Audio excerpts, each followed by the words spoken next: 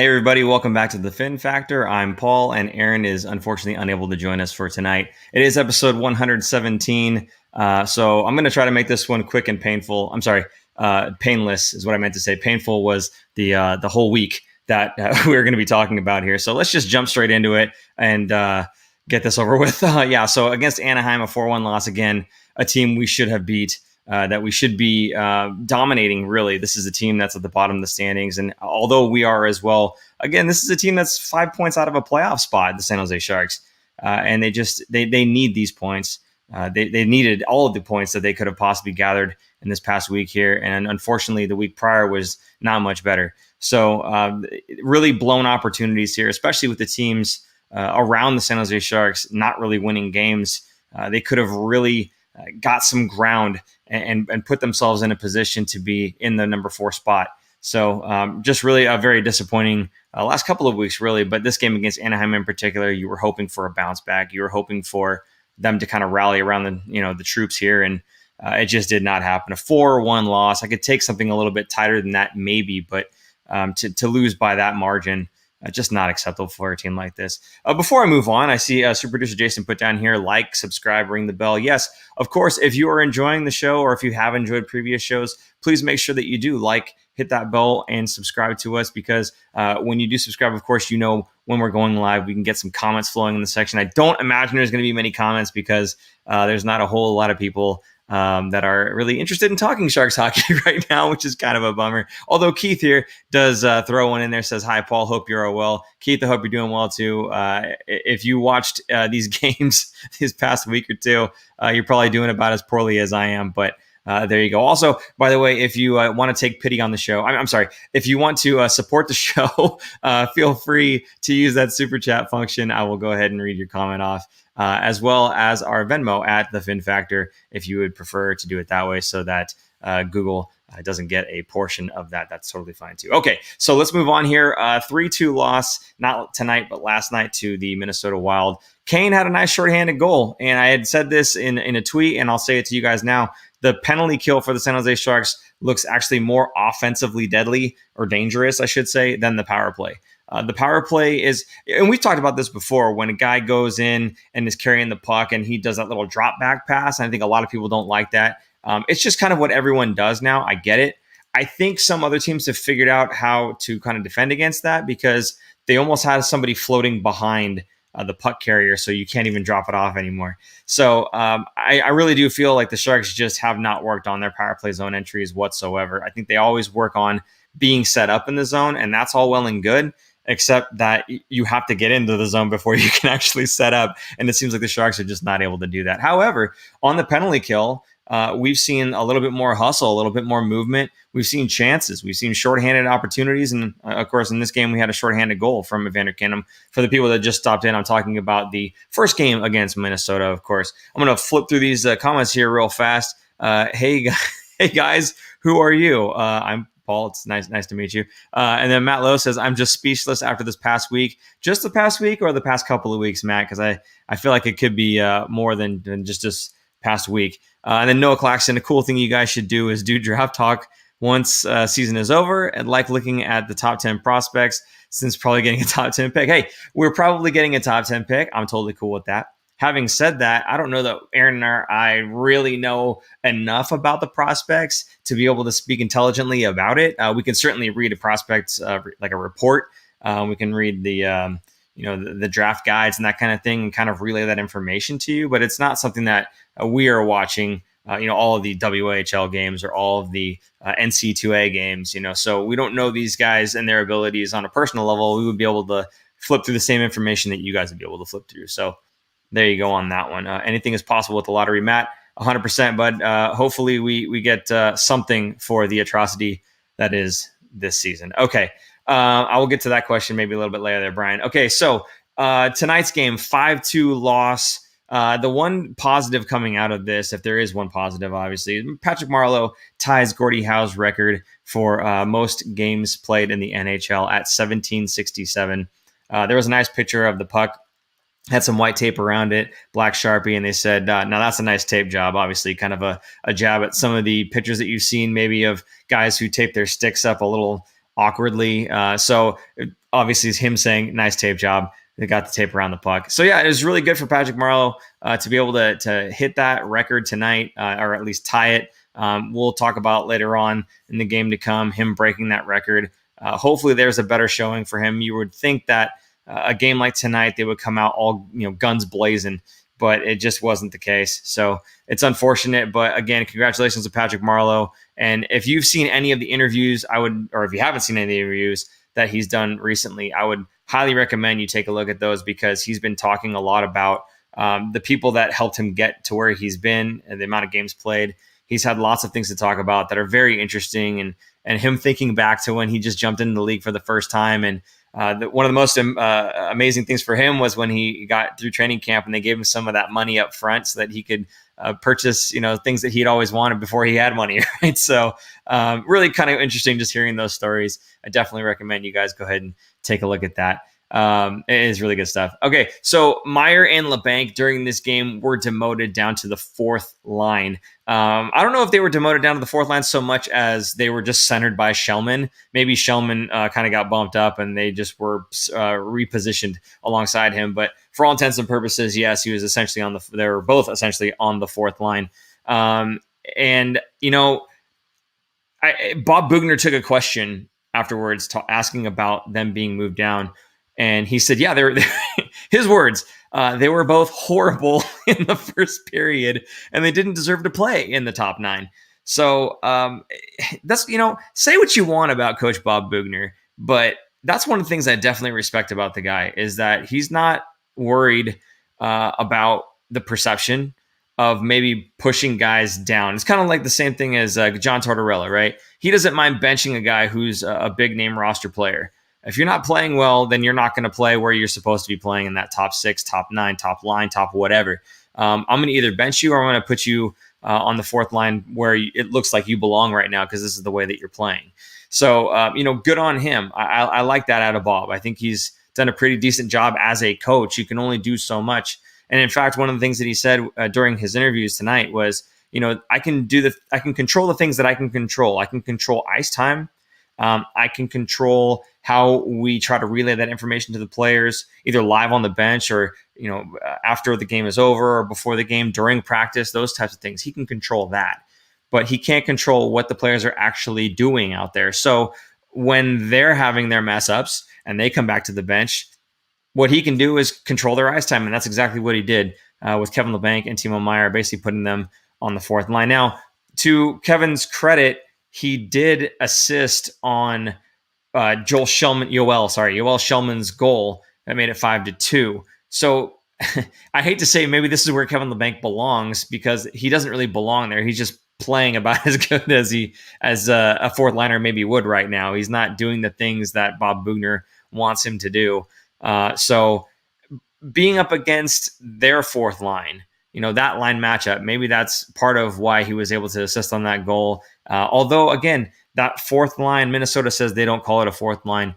It's just the line that Zach Parise plays on, right? Who would have thought, by the way, Zach Parise, a guy who went in the first round and was a staple in Minnesota's lineup for a pretty long time now, that he would be relegated down to the fourth line there. I guess he's just not been playing very well at all. So still, that's a very good player, and it's a guy that Kevin LeBanc was matched up against, and they were able to get a goal out of it. So, again, some kudos there for Kevin, but for the majority of the game, just not playing very well. Timo Meier, same thing, not playing very well, not really taking the puck to the net, still trying to play the perimeter game. I don't know why.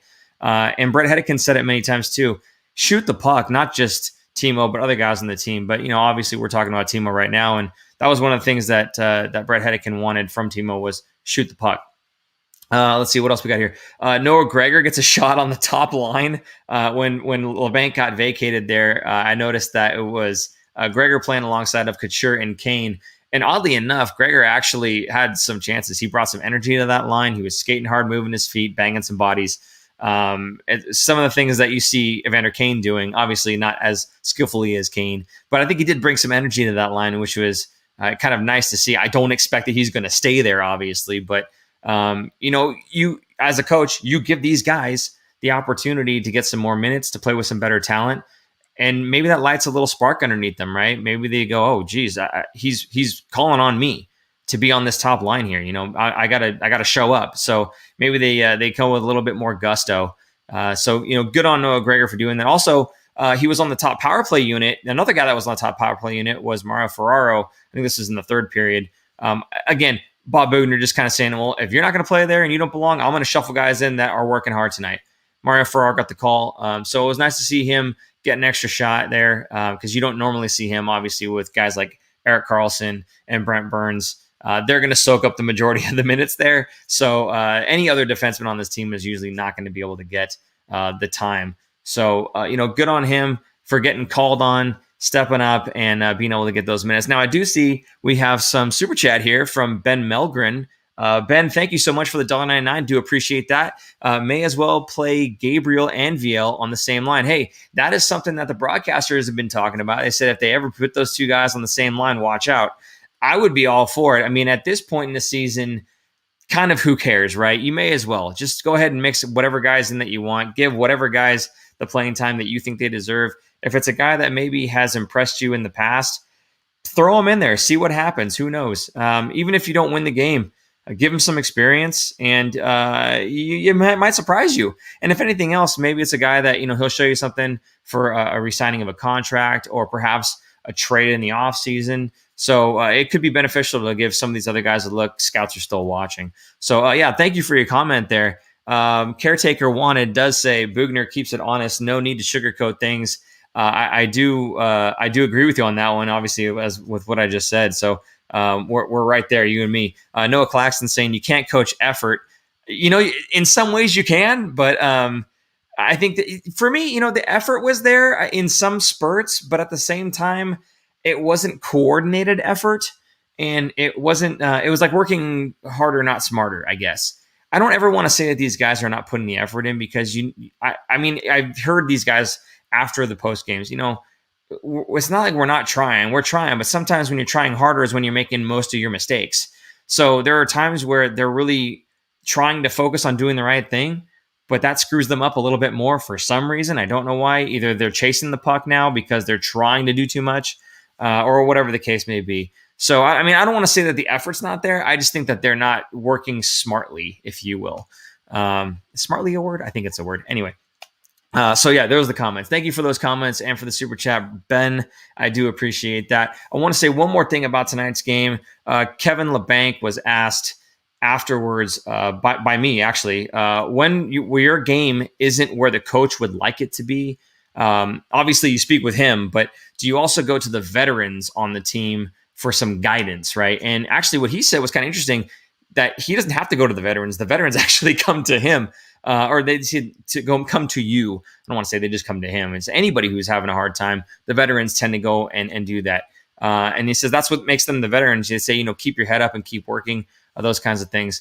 It's not so much the kick in the pants that we all think that the players would give each other, that, hey, man, you suck tonight, right? It's not so much that. It's a little bit more of the, hey, we all have bad games. It's the way that you rebound. Let's go ahead and try to rebound. If there's a way I can help you with that, let me know. And then that's the things that makes them those veterans on the team, the guys who have been there, done that, had bad games, and wish that they had somebody maybe come to them and say that, or maybe they did have somebody come to them and say that. And so they're just paying it forward, right? So that kind of speaks to me about the culture in the locker room. We've talked about this before, and there's a lot of speculation that the locker room culture has gotten better. I think this is just one example of that, right? These veterans coming up to these young guys who are having a hard time, and they're saying, hey, you can do better. I can help you do better. And we know that you're capable of doing more of this. Don't get yourself so down. So for what it's worth, I think there's some good things about culture in the locker room. We'll get to a little bit more about that later on, because I'm going to tell you guys kind of what I think about the team and what I think maybe should happen with the team. Which kind of contradicts what I just said, but that's okay. So let's see. Paul with the light flex. Kevin LeBanc was asked by me. Lucky. No. I forgot that it was because there was other quotes in here that I had. They were both horrible in the first period quote from Bob Boughner. That was from somebody else. So I forgot that I was the one that actually asked this question, but I have it in there saying that I asked. So, but yeah, I'm flexing on it. Whatever. Anyway, there you go with Kevin LeBanc. I think I saw something in here saying Kevin LeBanc needs to be traded, but where is that? Oh, trade Meyer and LeBanc at the draft equals profit. I'm not sure how much profit it really comes down to be honest with you. If these two guys are kind of slumping pretty hard right now, I mean, they're good players, don't get me wrong, and teams would love to take them on. I absolutely agree. I think you might be selling them at a little bit of an undersell of what you could have sold them at, kind of more in their height. Now, they are younger players, and they're still going to get better, obviously. But I think that if you tried to sell right now, teams might be looking at them going, well, I don't know. They're not really having the best season. So who knows? LeBankrupt. Thank you, Lundy. That is phenomenal. You got to highlight that one, super producer Jason. LeBankrupt. Oh, that's phenomenal. Thank you, Lundy, for that. Didn't even have to put the super chat up. I will call that one out all day long. Okay, speaking of slumps, by the way, we've got some key players that are not really scoring. And of course, the depth is having a hard time too. So, when both of those things coincide, it's a recipe for a disaster. But I did want to talk a little bit about the key players because those are the guys that are expected to put up some more points. I'm going to start off here with Logan Couture, unfortunately, the captain, not having a good stretch right now. 14 games now without a goal, including tonight's game. And he's just as frustrated as anybody else. I had asked him, I think previously, and this is not me flexing, it's just that I asked him, what do you do, essentially? What can you do to get yourself out of a slump when you're in one? Do you try to put more pressure on yourself to score the goal? Or do you find something else that you can do on the ice? And I feel like the way I worded it was almost a little condescending because I said, or can you do something else on the ice, right? What I meant to ask him was, or do you, try to be better defensively? Do you try throwing your body around? Do you try finding that open pass more often? Or you just simplify your game? Do you focus on winning faceoffs, right? We talked about Jamie Baker about this, and he said he would run hills and everything else. Then he would just try to win that one shift or that one faceoff. If he couldn't score, he would find something that he could do. And that's the way I meant to word the question. I don't know if he took offense to it or not, but his response was, if you figure it out, you tell me. And then that was it. So, didn't mean to get that in your face, Logan. That wasn't the intent, but man, he threw it right back at me. So there you go. Another guy, Brent Burns, he scored tonight. It was his first goal in 23 games, though. Now, I'm not expecting Brent Burns to score lots and lots of goals here, okay? I would like, the assist. That's fine. But for an offensive defenseman of his caliber, and especially a guy who scored plenty of goals in a particular season before, to have just one in 23 games, that's kind of slowing down the offense right from the blue line. Now you got Erik Karlsson, who's been putting up some goals. I think he's got 5 on the season right now. But, that was kind of the whole point of having Erik Karlsson and Brent Burns, especially running their own power play units, was to bring that offensive prowess from the blue line. And you're not really seeing it. And so when you're not getting that offensive prowess from the blue line and the key guys are not scoring, save Evander Kane. Evander Kane's been phenomenal. I have nothing bad to say about Evander Kane. But the rest of them, it seems like I don't want to use the word streaky, but it seems like you can't count on them to put the puck in the net. You can't rely on these guys to put the puck in the net, unfortunately. And really, Logan Couture right now has kind of joined that club, and so has Brent Burns. So I'm hoping to see a lot more from any of these guys. Any of them happen to wake up. Again, Kevin LeBanc, a Timo Meier, even Tomas Hertl. He scored a few goals in the last game, but again, you can't really rely on the guy right now. And he's been down on himself too. I looked at some of the stats and it didn't look so bad, so I didn't want to put it up. But I do remember one of the goals just kind of bounced off him or something was the case. He didn't really score the goal. So I'm sure that one didn't feel great, but hey, okay, it went in and I get counted for it. He did have a goal the other night, and I'm sure that one felt really good because he just blew it past the goaltender. But, I would like to see a little bit more out of all of these guys because, unfortunately, you're not seeing much out of any of these guys. When you're losing games by scoring 1 goal, no goals, 2 goals, there's not a whole lot of offensive prowess going on there. So you would hope to see a little bit more going forward, even if they don't win the game, even if you're hoping that, we go into the draft and have a lottery pick. You still want your team to kind of show up, right?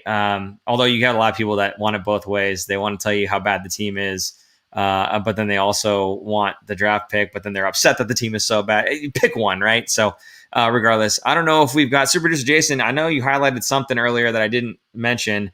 I'm about to change topics. If there was something there that you wanted me to talk about, please go ahead and highlight it. Otherwise, I will dig through. Oh, LeBankrupt, thank you. I will dig through these. Yeah, it was so good. Let's highlight it twice. Noah Claxton. I don't think teams would try to trade up this draft. Too unpredictable with COVID. That is interesting, actually. That's very interesting. I think some teams would try to trade up, only with those picks that are kind of maybe that second, third rounder, and then try to get up like much higher. And then a team who's unsure about their first round pick wouldn't mind having 2 picks a little bit later on. Because as we said, we feel like in this draft, some guys are going to kind of get shuffled down and not seen by these scouts because they haven't had as many games played or they haven't had as many opportunities to see these guys. So we think there's going to be deeper talent spread out. Not that this is going to be a deep draft, but that there's going to be more misses in the early round and there's going to be more hits in the later round just because they're not going to have the full scouting report on all of these guys. So, hey, maybe it makes sense. You got a late round first versus you get like a mid-round second and a mid-round third. Maybe it makes more sense for these guys to go for the second and the third, get 2 hits on a potential player, a potential prospect that might have gone earlier had all the scouting reports been done by all these other teams on these guys. So maybe it does make sense. Who knows? But that's a good comment, and thank you for that. Lundy, my phone isn't letting Super Chat work. Lundy, you have obviously done so many Super Chats. You probably broke it on your phone. But hey, I appreciate the effort. I appreciate that you're planning on doing that. But don't forget, instead of constantly hitting us with a Super Chat, you can go to the store, pick yourself up some stickers. I bought a car today. We don't sell cars, so you didn't go to the Fin Factor store for that one. But hey, congratulations on the car. And yeah, maybe hold off on the Super Chat because you've got car payments now. But thank you, Lundy. We do appreciate that. Congrats, Patty. Remarkable achievement. Yes, Garth, we talked about that a little bit earlier. It's just insane to think that we're witnessing this history right now. Imagine being back in the day of Gordie Howe and watching him set this record, right? It must have been one of the most amazing things, right? To be able to see this guy do that. And we're in history right now. We're watching this happen in front of our eyes right now. So just really interesting stuff. And sorry, Lundy, you call out here. You need decals. Apparently we need decals for his car, super producer Jason. You can get a sticker, throw it on your bumper if you'd like, Lundy. But there you go. So good on that. Okay, big news with Santa Clara County. SAP to allow some fans into SAP Center for these upcoming home games. Now, in order to do that, the first home game that they're going to have is going to be nothing but player families. So if you're watching and you are a family member of a player, please get us an interview with your player. That'd be great. If you're not, though, which I suspect you're probably not, then you will have to wait until the second game at least. And there are a few things that must be in place. One, you either have to have recently passed a COVID-19 test, which I believe, don't quote me, but I believe that they are selling that quick test out in front of the arena. That might be wrong, so don't quote me on that. But maybe look that information up for yourself. Unfortunately, I can't do it right now because I'm flying solo. But you will have needed to pass a COVID-19 test or have proof of full vaccination. So if that's the Johnson & Johnson, which by the way, I heard bad things about the Johnson & Johnson. So if you're scheduled, just be a little bit wary, do a little bit more research before you actually go through with it. But the full vaccination basically would mean like for Pfizer, you would need your second shot. Okay. So either that you passed the test recently, which is probably 2 weeks, or that you have proof of full vaccination, one or the other. The other caveat to this is that, and it's the most important one, pay close attention. You must want to go to the game. Not many people are going to want to go to this. So it's unfortunate because they're opening this up now when this team is kind of in the dumps. And, Aaron actually typed this note in here for me. Yeah, you kind of need to want to go to the game. I don't know how many people are actually going to want to go. And in fact, let's go ahead and do right now a roll call. Tell us where you're watching us from and tell us if given the opportunity, even if you're not in San Jose, let's pretend for a minute here that you were taking a trip to San Jose, you were staying in the hotel, and you wanted to go to the game because of it, right? Right now, the way this team was playing, would you still want to go to that game? Okay. People living in San Jose, given the opportunity when they open it up, are you going to try to go to that game? I'm just interested in what you guys have to say about that, actually, because for me, I would still want to go to the game, but it's certainly not like a priority. I have a nice big TV, and I've got a family that needs me sometimes at home, so it doesn't really make sense for me to go out to the games anyway. But I don't know. I'm kind of up in the air. I would love to watch my team play, but gosh, they're just horrible right now. So I don't know. Money saved. So who knows? Anyway, please put that in the comment section there. I see we've already got a couple of them there. Super Producer Jason will take care of that. Oh, there it is. Numerous now COVID-19 safety protocols will be in place, including the requirement that all fans 24 months and older must bring proof of negative COVID-19 test within 72 hours before the game or proof of being fully vaccinated. My bad, it's not 2 weeks. It's within 72 hours, so 3 days, okay? So if you're getting your test done, get your test done so that you get the results within 72 hours of that game should you want to go. The Sharks are offering 2 options for testing at the arena, including complimentary PCR tests between 10 a.m. and 4 p.m. at the arena on non-game days, and rapid antigen testing before games for a $50 fee. So if you show up early, a couple games or days before the game, they'll do it for free. But if you want it done at the game, they do rapid testing. It does cost $50. Now, I got a rapid test done when I went to the first home game of this season, first actual home game in SAP Center, and not the ones that were played in Arizona. And they did that for free because it was like media folks and whatnot, and they just needed people to get in there to be able to do it. So they weren't going to charge the media folks $50.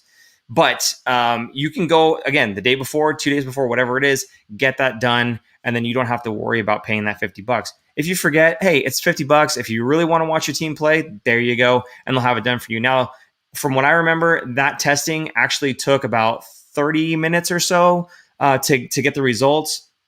They have an app on your phone, and you just kind of sign in, and it showed you everything. Now, they may not do that for you guys, but for the media folks, they had you had to have the app. I don't know if they'll do that or not. Super Producer Jason, was there anything else on there that I didn't get to read? You want to throw back up and I can put it? Oh, you got to make that bigger, but my eyesight is not that good. So if you could put it a little bit bigger, I will read it. There it is. Okay. Other protocols include the requirement of face coverings and ban on most bags, including purses and clutches. Of course, we know all about that.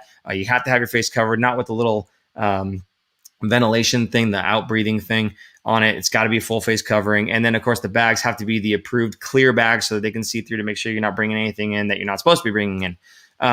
Diaper bags and bags carrying medical necessities would be allowed. That's interesting. Okay. Citing current state guidelines, consumption of food and beverages only allowed in designated areas and not in the seating bowl or in suites. Okay, so you're going to have to go to specific areas within the arena to eat.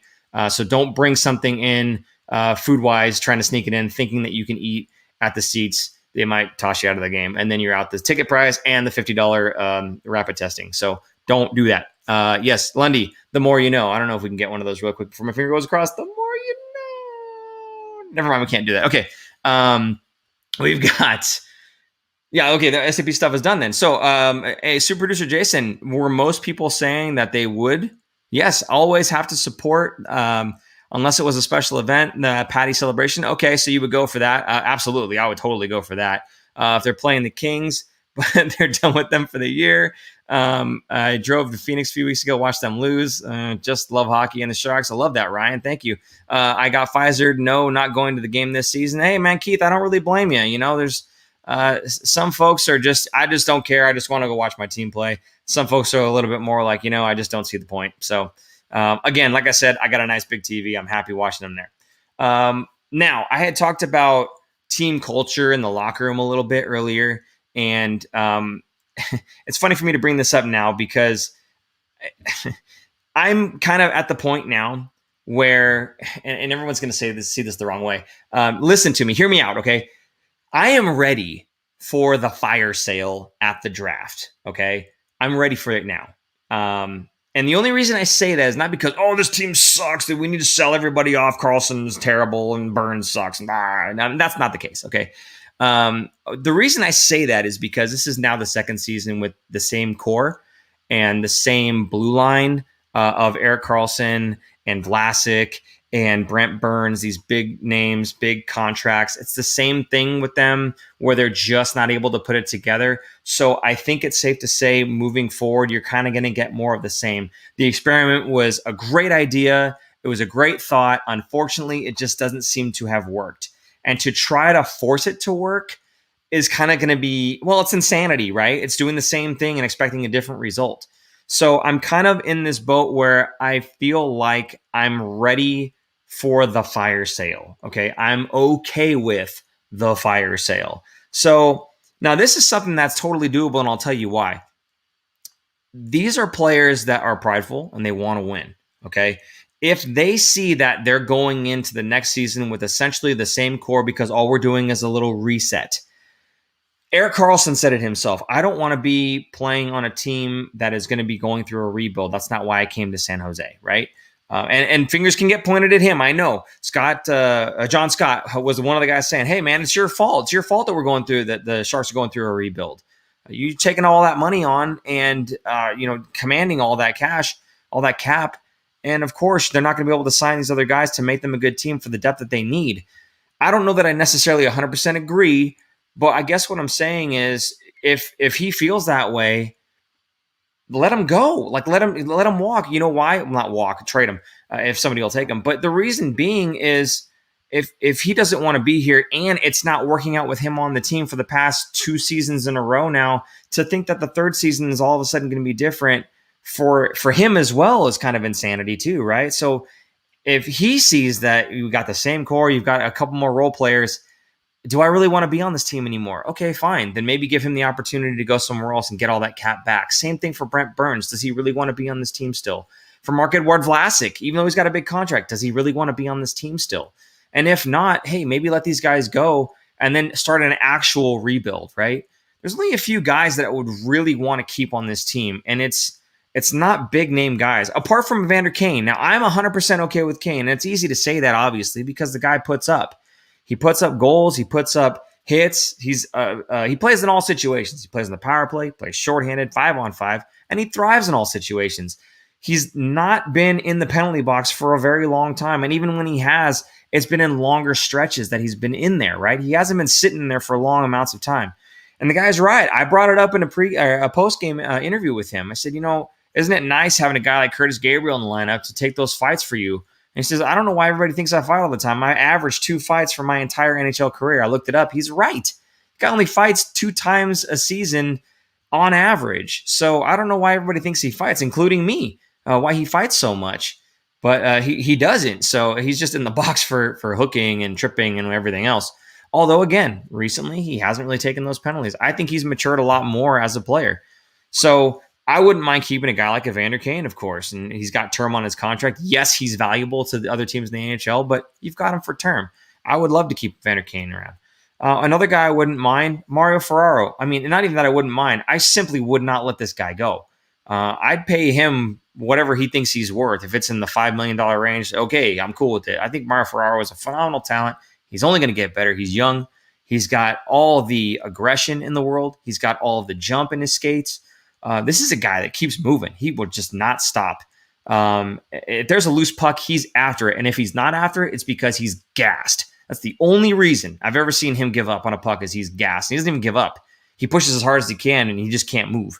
So I'd be okay, not even just okay, I would demand keeping Mario Ferraro around. Another guy, another defenseman, not one of the 3 you're thinking of, Knizhov. I think Knizhov is phenomenal. I think he's a guy that can play in a top 4 potentially, given another year or 2 maybe of NHL action. I think right now even he's doing a great job. I've got no problem with Knizhov. I think he's great. So there's a couple guys that I just wouldn't mind keeping. I would like to have no matter what the circumstance. But the majority of them, Timo Meier, Kevin Labanc. I'm not going to say Hurdle just yet, and I'm not going to say Couture just yet. But pretty much anybody else, I'm okay with letting them have an opportunity somewhere else and taking those picks and rebuilding your team, or taking the amount of money that you give out from your cap and telling these other guys, hey, let's build the team, right? These free agents, let's put together a good team. It happened before with Minnesota, actually, with Zach Parise and Ryan Suter. These 2 guys that were available, they talked to each other and they talked to Minnesota and they said, we want both of you guys on this team. And, maybe it didn't work out for them, but I mean, those are 2 guys that were high profile players that got sucked into the same team. And it was kind of like collusion, right? They were all talking to each other during that thing. So who knows? Maybe the Sharks could build a better team out of free agency and some draft picks and some trades, as opposed to having the players that they've got right now that are just not playing up to their potential. Again, Kevin Labanc is one of those guys. Timo Meier is definitely one of those guys that's not playing to his potential. He's not driving the net. I would love to see him do that. If he would drive the net, he would be a menace. And one of the things that Aaron and I talked about in the offseason was maybe picking up a Wayne Simmons. Everyone wanted Wayne Simmons, and Aaron and I were saying, no, don't do that. Why? Because you've already got Timo Meyer. He's the same guy. He's the big power forward that drives the net. We were wrong about that. He's not driving the net anymore. So I don't know. But yeah, definitely I wouldn't mind seeing this team kind of get dismantled a little bit more than just going through a reset, because I feel like at this point, it's the same core for the past 2 years. To go into a third season with that same core and just to refresh the periphery of that core, it's insanity. So Aaron Aaron put a YouTube link in this in our little, I don't know, document here. And he says it's a video to the Hives that says, "Hate to say I told you so." Aaron, I hope you're watching this right now, because I don't know what you're saying you told me so about, because I never said this was going to be a playoff team we're going to rebound. I said this team might accidentally make it to the playoffs. You never know. And quite frankly, they're still only 5 points out of a playoff spot. I'm not rooting for it. I'm not saying it's going to happen. I'm not saying keep the faith. I'm saying they might accidentally still make playoffs. Who knows? I don't think it's going to happen, but there you go. So I don't know what you think you're telling anybody, buddy. And you can watch the same show that I've been doing, because we've got all of them recorded. Anyway, I don't know if there's any more comments here. Dump Bugner. He's the problem. Ooh, man, how long is interim? John, I don't know if I agree with you on that one, buddy. Let's talk about the beginning. Actually, let's talk about the end of last season and how the team seemed like they were going a little bit of an uptick defensively when Bob Bugner took over. Let's talk about this season, the beginning, with no training camp, no rookie camp, no preseason, no playoffs from the previous season as kind of like a preseason, right? They didn't have any of that. They jumped straight in, away from home, away from San Jose, playing in Arizona's barn. There's a whole lot of weirdness going on for San Jose. I know there's a lot of weirdness going on around the league too, and I know that's probably going to be your next point, but I think the Sharks had the worst out of the most of those guys, at least in the Pacific, or I should say the Honda West Division.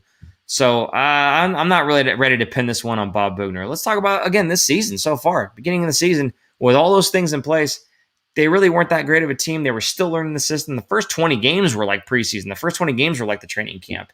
And them learning that system again with new players, with young players that were used to a different system and having to relearn what the coach Bob Bugner wants from them now, because at the end of last season, it was really just tweaks, not his own thing. Then you've got the whole assistant coaching staff, the associate. So there's just way too much flux in the coaching staff for the beginning of the season. I think where they've come in terms of playing defensively, I think they've gotten to a better place. Obviously, this last stretch here, not a good example of it, but I think they've certainly done a lot more in terms of looking better as a team, as a unit in the last part of the season as opposed to the beginning part of the season. And I think a large part of that has to do with Bob Bugner, his system. And again, I like that he's willing to sit guys or push guys down to the fourth line when they don't deserve top 6 minutes, as we talked about with Kevin LeBanc and Timo Meyer getting shoved off tonight on the fourth line there. Brian says, why was Leonard not playing? Honestly, I don't know why Leonard's not playing. I wouldn't mind seeing him again. I think some of the guys, again, Aaron and I have talked about this before, there's kind of that revolving door for a lot of these players. So you get guys that are on the taxi squad, get pushed to the Barracuda, get a chance to come in, and it just kind of keeps cycling. Sharks have played a lot of different players this season. The same thing happened last season. A lot of different guys got thrown in the mix. So maybe it's just his turn to have a seat while somebody else gets an opportunity. Again, Yoel Shellman stepped in today, scored a goal. Good for him. Do I expect him to stay there? Maybe, maybe not. Noah Gregor stepped in. He played well, I thought. He had a lot of jump to his game, especially when he got put on the first line. So some good things happening there. But I think, all in all, again, there's going to be that revolving door. Guys are going to get cycled in and out. You're not always going to play a John Leonard because you think he's your best opportunity to maybe get the win. You're going to get some guys an opportunity, a chance, even though you are fighting for those points. Let's see. EK65 could easily be replaced by most defensemen right now. Yeah, I think on the stat sheets, at least, yes. In terms of raw skill, I think you still see a lot of times where he does dangle that puck around and just confuses people. And that's something that I don't mind out of him when he's able to pull it off. When he's not able to, obviously it's a little more glaring because he's trying to do something fancy and then loses it. And it's one of those things you can obviously point to and say, oh, he's terrible. But I think on the most part, Erik Karlsson has still a great amount of skill, and he's probably just as frustrated as everybody else. So I don't know that I pin it on any one guy necessarily. He does have his blunders, just like anybody else. And of course, with the $11.5 million price tag on him, those blunders, they cost you more. No pun intended. There you go. Paul, what do you feel about what do you feel about us up against VGK? You know what? I'm going to jump right into that right now. Thank you, Keith. Appreciate the segue, buddy. It's almost like you're doing better than Aaron. Okay, next game's on Monday against VGK, Vegas Golden Knights, 7 p.m. This is a very important game, not because the Sharks may win or lose, but because Patrick Marleau will be standing alone atop the NHL's most games played list. This is the game, and I expect nothing but good things from the Vegas Golden Knights in terms of the fanfare, them showing off maybe a clip here or there of him putting something up on the screen for him, honoring him. I hope that they do something big for a guy who plays for the rival for the Vegas Golden Knights. I don't know if they really consider us a rival so much as we consider them a rival. I know both fan bases certainly hate each other a whole heck of a lot, but I think they're too far above us to really consider us rivals. They kind of just stomp on us, and that's okay. Once we return to power, we will see. I can't wait to see them fall from grace, by the way. Oh, it's going to be magnificent. The fan base that they have, everyone's just going to go, see, told you, it's been coming. But yeah, so 7 p.m. Monday. And then, of course, Wednesday against Vegas Golden Knights at 6:30 p.m. That one's a half hour earlier. So both of these games actually a little bit earlier than is usual for a Sharks game, apart from tonight's obviously in Minnesota. But normally they play 7:30 for the Vegas game on Monday, 7 o'clock, Wednesday, 6:30. Okay.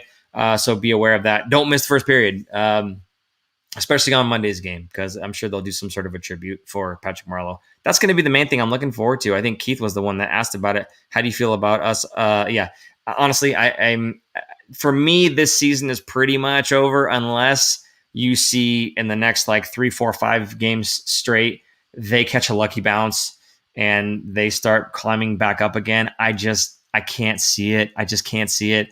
For a team to lose against these teams that they are ahead of in the standings, that they should be beating the standings, that they're more talented than, it just does not bode well. And when you can't beat Minnesota either, Minnesota's a good team, don't get me wrong, but when you can't beat Minnesota, it doesn't bode well for you to go up against Vegas and think that you're going to win, because Vegas is even better. So I don't know. I just don't see our chances of making playoffs very high right now. So in terms of what I'm looking for, I'm just looking for effort. That's really all I'm looking for out of the Vegas games. I'm looking for the Sharks to come out with a solid performance, not necessarily a win, not necessarily goals left and right. I want to see effort. I want to see fight. I want to see that out of the young guys. The veterans on the team, for them, I kind of feel like you're going to get what you're going to get out of them. But the guys like Timo, the guys like, who is a veteran really in this league now, I think, but the guys like Timo, the guys like Kevin LeBanc, the guys in the revolving door, right? Yoel Shellman, Noel Gregor, if John Leonard gets the call to come back into the lineup, all these guys, I want to see them step up and not necessarily score goals, mind you, but I want to see them put the effort in. I want to see everybody on the team looking like Mario Ferraro. There it is. That's what I'm trying to get across. I want everybody on the team to look like Mario Ferraro. Has Mario Ferraro scored many goals? No. Has Mario Ferraro gotten many assists? No. Is Mario Ferraro the flashiest guy out there with sweet dangles? No.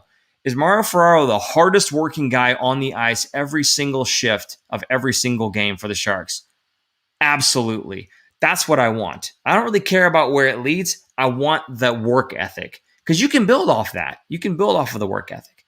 So he's a guy that, and even Bob Bugner has said it before, if any young player in the league or who's aspiring to play in the NHL, even guys in the juniors, guys playing, bantam that want to see the right way to play, you look to Mario Ferraro. He's the guy that'll show you exactly what it takes to be a part of an NHL team, to work hard every shift, regardless of the outcome, regardless of the score. I think he's definitely a role model for this team and for all the younger guys that are out there. So there you go. And then, of course, our next show will be on that Wednesday. We're showing 9:15 p.m. start time for that show. Hopefully that is late enough for Aaron to make it so I don't have to talk for 45 minutes straight. But hopefully you guys have enjoyed not listening to Aaron. What I mean to say was listening to me for 45 minutes. I'm just taking my jabs while I can because he's not here to defend himself, and that's when I'm at my best. Okay, so let's take a couple more comments, and then we'll go ahead and bring back Aaron. Don't you dare. Don't you dare. Let's see. Boogie demoted LeBanc and Meyer to the fourth line. Yep, Scott, we talked about that. Scott says those useless clowns are garbage. Right now, I have to agree with you. They've been very, very bad. They're not useless. They're just garbage right now. It's unfortunate. If they played the way that we all think and know that they can play, it'd be a different story. But unfortunately, what we're getting right now is, as you said, caca. So Vegas fans will become Seattle fans soon. I don't think so. I think the Vegas fans are very well tied to Vegas, and they're prideful of their team and all that jazz. I think Seattle fans will become the new annoying in the NHL if they're anything like the Vegas fans. There you go. My take on that one. LeBanc should have never gotten a new contract. That was terrible. The guy's a natural fourth liner playing on the top line. That's just sad. I disagree that he's a natural fourth liner playing on the top line. I think he's a very talented offensive winger who's just having a bad go at it right now and needs that breakout epiphany of what he needs to do. Dylan Gambrell was a good example of the same thing. This is a guy that was supposed to be, hey, he's going to be like the second line center of the future for the Sharks. And it just was not popping off for him the first couple seasons that he was on this team. Finally, this season, he's playing in that third line center role, and I think that's exactly where he belongs. I think he's great there. He's been strong on the puck.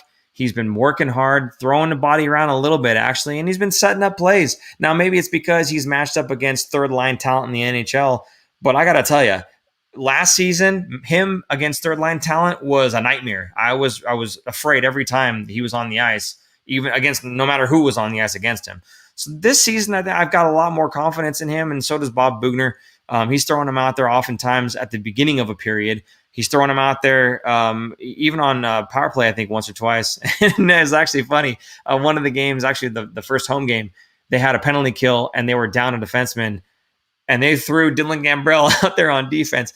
I'm cool with Dylan Gambrell. I got no problems with him, but that wasn't the question or the comment. The comment was about LeBanc. I feel LeBanc just needs that one breakout epiphany moment that Dylan Gambrell had in the offseason where he got stronger on his skates. And I think for Kevin LeBanc, it's something that'll help him to just click and be a little bit better defensively, be a little bit better with the puck. Because I noticed a lot of times where he does try to do something fancy with the puck and it just doesn't work because it's Kevin LeBanc.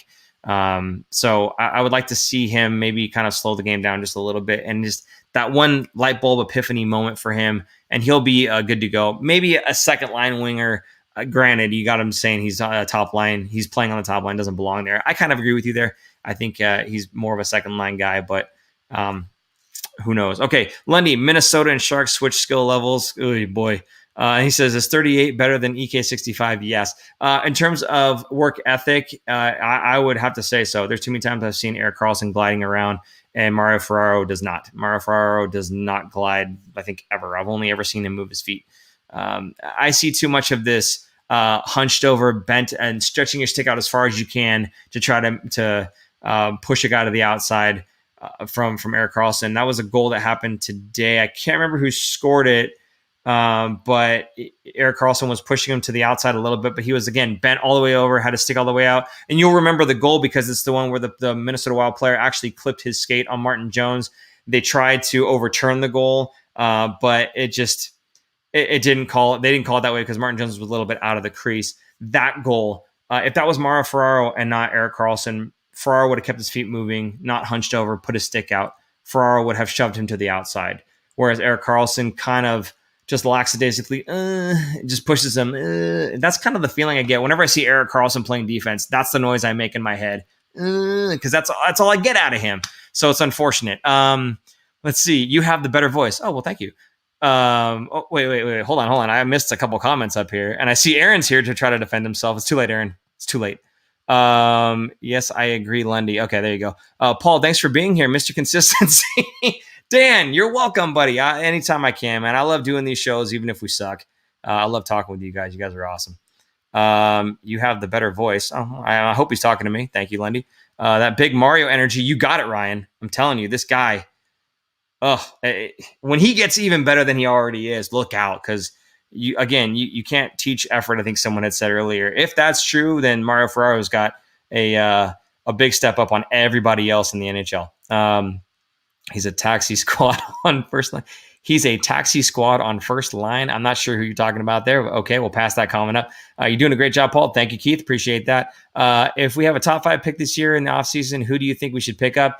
Joseph, unfortunately, I don't know. Aaron, maybe you can put that in the comment section there if he's informed on who that player might be. In terms of what the Sharks need, though, maybe, again, a scoring winger. If we're getting a top 5 pick, maybe a top 5 winger would be great. I know that there's mostly defensemen in this draft that are like the top of the cream of the crop, if you will. So I don't think we want to pick up another defenseman, to be honest with you, but we'll see. We'll see. I don't know. Not first line guy, but I'll give that credit of a third or maybe a cusp of a second line. Okay. So we kind of agree. Aaron Sholl, who's this guy? I've never heard him before. Don't forget, LeBanc was a 6th round pick. Yes, I agree. He shouldn't have made the NHL, and we're talking which line he should be on. It's pretty amazing. 100%, Aaron. Thank you for that perspective. I wish you were here in person to give that perspective. 61 better than 65 from Lundy. Of course, he's talking about Justin Braun. Aaron, Lundy, super chat is not working, and he bought a car. So, he says hi, Aaron. He already said hi to me first, though, so it's okay.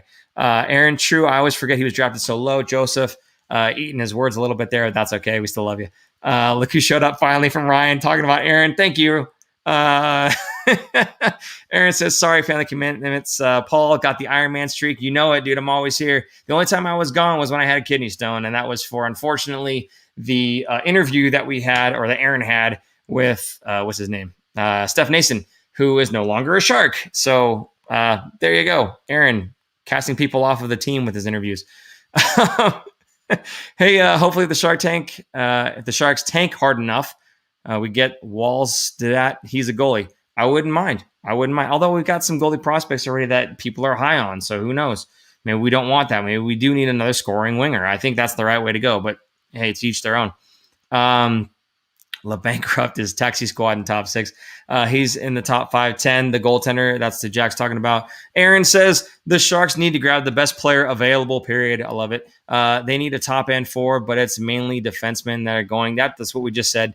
So yeah, 100%. I think that they do take the best player, but I honestly, I don't see them needing a best player defenseman, because much like the Norris Trophy, it tends to go to the offensive guys. Much like that, the top defensemen are usually offensive defensemen, guys like Aaron Epplide and whatnot, right? So I don't know if it's a top defenseman who is very defensively minded, like a Marc-Edouard Vlasic, and that's what the Sharks think that they need more than more scoring, which I wouldn't necessarily agree with.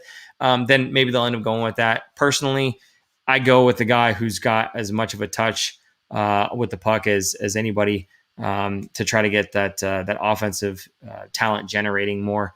You guys are still talking playoffs. No, we're not. Patrick, I don't know if Patrick Hayes. Oh, was Patrick Hayes the guy that was I was challenging last time? Hey, to come back. If that was you, hey man, you win. We sucked. So no, we're not talking playoffs.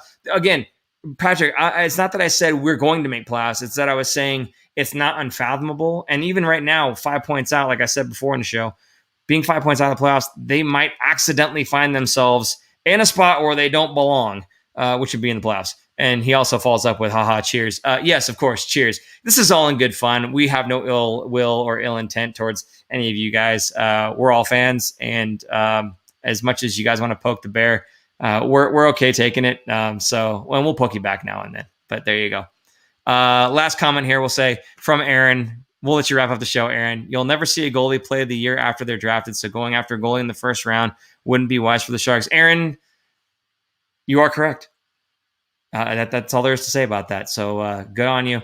I like when I get to agree with my co-host, because it just means that we're on the right track, Aaron. I just wish you were here. The more you know. He doesn't have the graphic. That's why he's just typing it in now. You'll have to imagine that it's over my head. The more you know. There you go. Okay. Really? I just... I don't get to be a part of it. I guess he just puts it over my head. Sweet. Okay, guys. Again, for anybody who helped out with the super chat or who bought a car and was not able to do the super chat today, Lundy, again, thank you so much for the support. If anybody was able to put their support through Venmo and I missed it, I apologize. We'll get to you the next show, I promise. And if anybody happened to visit the store, although you did miss the sale, if you visit the store and you support the show that way, hey, thank you so much for that. We do appreciate it. And we're happy to help you look good and look better. So you can go to thefinfactor.com, as super producer Jason has just put on the screen there. And you can pick up some hats, some shirts, some stickers. We're going to need some Fin Factor water right after this. I can't believe I've been talking for 55 minutes straight. Last thing here is, again, if you like the show, please make sure you hit the like button. And if you are not subscribed, please make sure you hit that subscribe button. Why? Because we tend to do these shows after every 2-game series here. And when we get back to doing normal shows, we'll do it at every weekend. But then you'll know exactly when we do go live. You don't have to try to keep track of what time the game ends and whatever else. So please feel free to hit that subscribe button, hit that notification bell, and we'll be right in your inbox when you need us. And of course, we don't give you a whole bunch of garbage and junk. Guys in the chat, let them know. Do we ever hit you with a bunch of random garbage? No, we only tell you when we're going to be going live or when the next show is coming. So there you go with that. I think that is it. Unfortunately, this show, I feel, has been better than the last 2 weeks of Sharks hockey. I may be a little bit biased. I don't know. But I want to say again, thank you guys so much for tuning in, so much for the comments and for sharing and for retweeting all those things to get our names out there a little bit more this season. It's been a bad season, but we do appreciate you guys constantly showing up. And of course, we will constantly show up for you. With that, I'm Paul, for super producer Jason, and for Aaron in the chat. We will see you guys on Wednesday at 9:15. Bye-bye. Thanks for tuning in. If you like this episode, check out our other content, especially interviews. You can interact with us directly through social media at The Fin Factor and on Instagram at Fin Factor. And don't forget to join our live streams on YouTube. Visit our website at thefinfactor.com, where you'll find all of our episodes as videos or podcasts. You'll also find our exclusive merchandise to help support our show.